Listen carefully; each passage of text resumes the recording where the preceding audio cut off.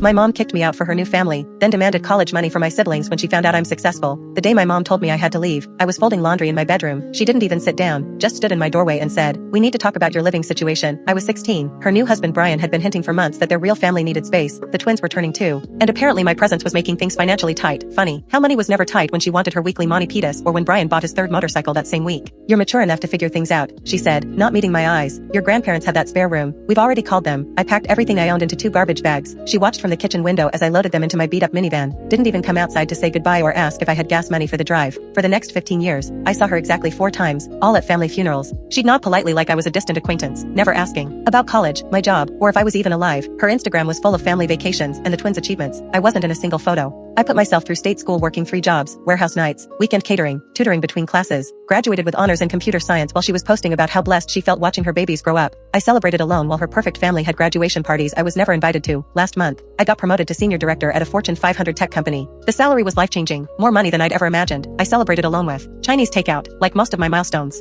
3 weeks later, she showed up at my apartment. I almost didn't recognize her through the peephole. 15 years had not been kind. The designer clothes were gone, replaced by discount store basics. Her hair was graying at the roots. "Hi honey," she said when I opened the door, like we'd talked yesterday. "Can we chat?" Brian had apparently started a contracting business that went under during COVID. They'd burned through their savings, maxed out credit cards, and were facing foreclosure. The twins were seniors now, both accepted to expensive private colleges. "I heard through the family grapevine about your success," she said, perched awkwardly on my couch. "We're so proud of you."